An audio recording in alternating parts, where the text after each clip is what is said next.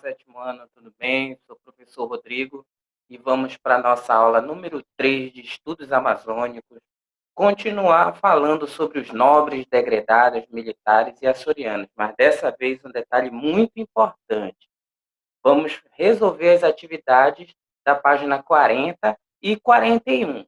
Então, vamos lá para a nossa atividade comentada sobre nobres, degredados, militares e açorianos, da página 40 e 41 do capítulo 5 de vocês, da unidade 2.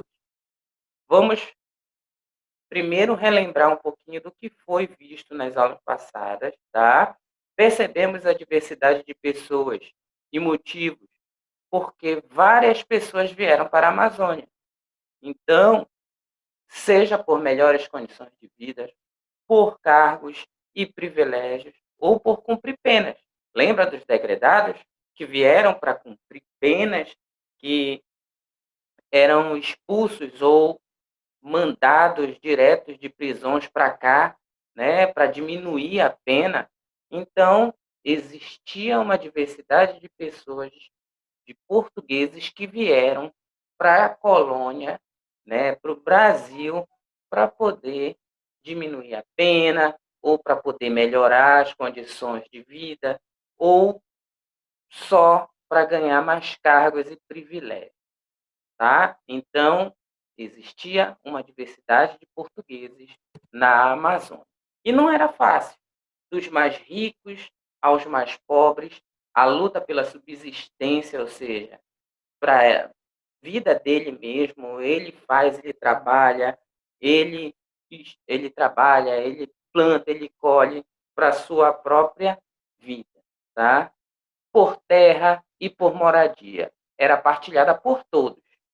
Surgiam, então, os conflitos. Os interesses começavam a esbarrar uns nos outros, então começaram os conflitos de interesse. Então, vamos analisar a atividade do livro, página 40 e 41. Na primeira questão, sobre o projeto de ocupação da Amazônia, vamos associar alguns conceitos e suas respectivas características. Mas de que forma? Por exemplo, eu tenho aí as questões. Eu tenho o Tratado de Tordesilhas, Tratado de Madrid, período colonial e Utpost, tá? O número 4, Utpost, é como se fosse um direito romano, em latim, tá? Ele vai dar a posse da terra. Então, a gente toma a posse por direito daquela terra, que nós não comentamos na aula passada.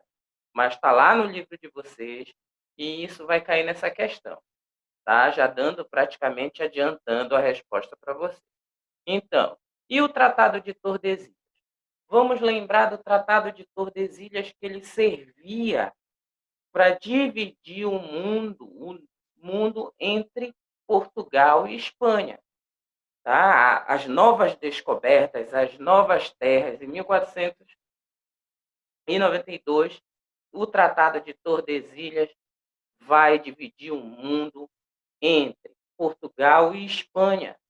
E esse vai ser um tratado que vai deixar Portugal com uma pequena parte. E essa pequena parte é o Brasil, ou pelo menos metade do que seria o Brasil. Tratado de Tordesilhas, só para lembrar, em 1494, tá? Não em 92.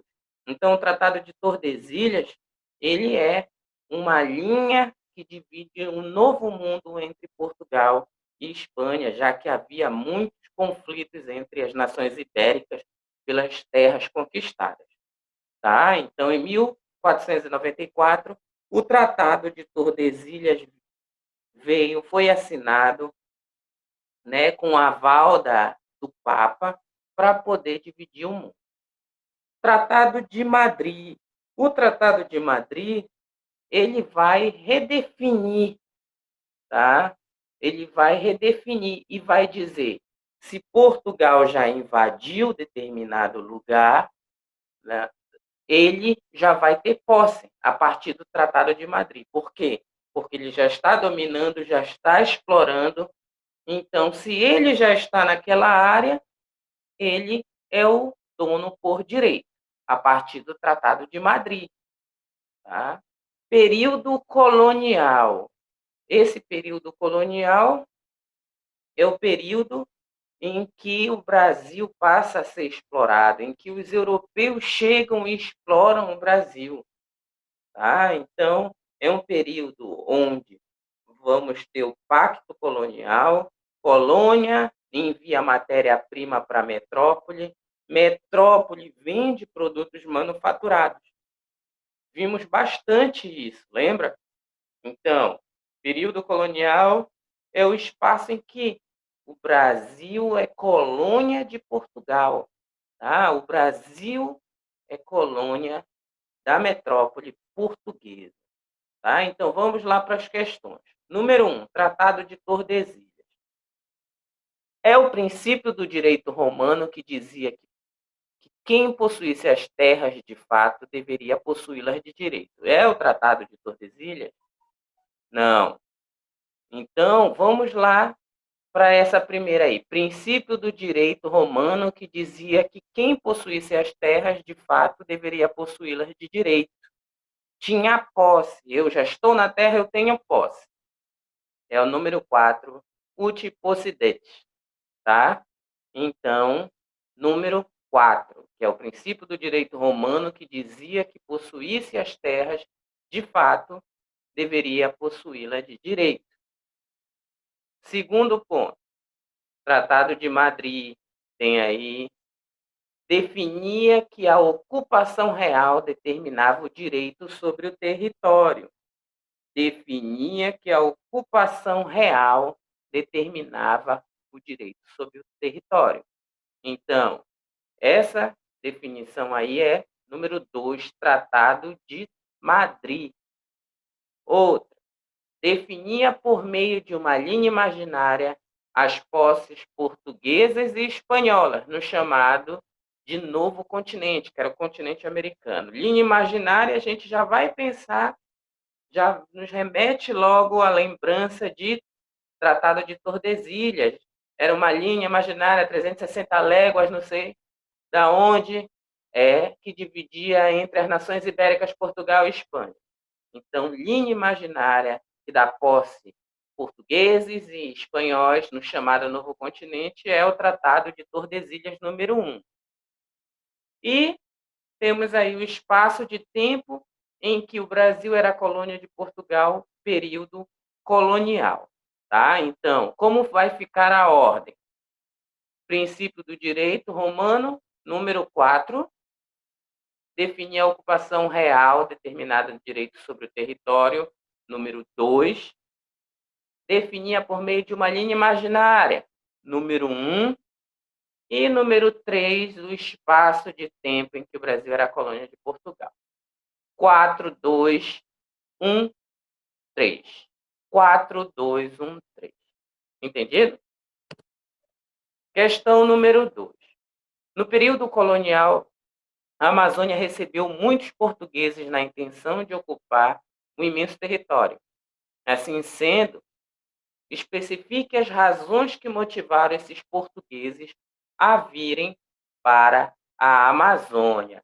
Então, nós temos aí, letra A, famílias nobres, letra B, açorianos e letra C, os degredados.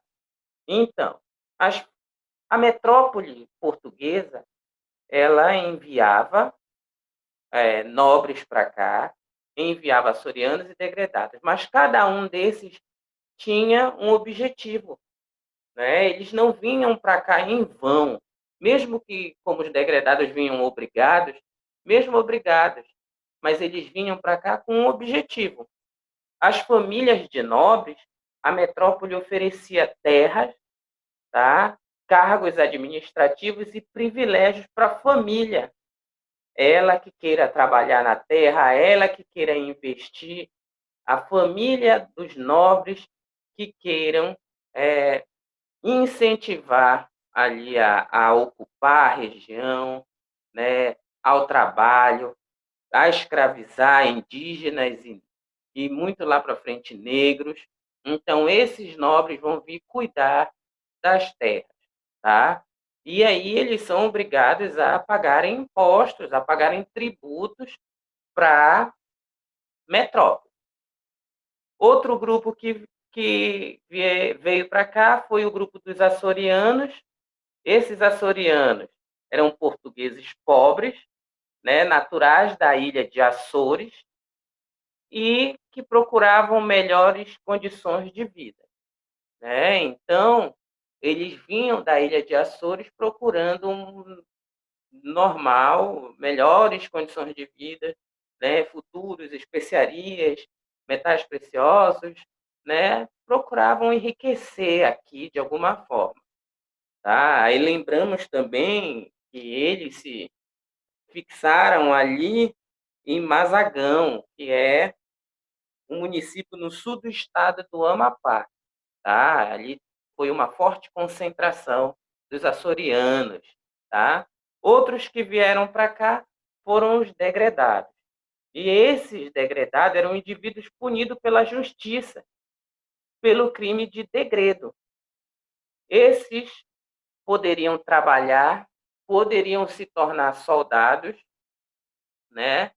Mas os degredados cumpriam pena e eles eram trazidos para cá para cumprir a pena, para diminuir a pena e ganhar a sua liberdade, ganhar pelo menos algum status, pelo menos de militar, que também vieram para cá, os militares, né, com o objetivo de proteção daquela área, de conter também revoltas indígenas, tá? Então, os degredados poderiam se tornar soldados voluntários para poderem proteger aquela região, aquela área daquela família e do estado que representava a metrópole portuguesa, tá?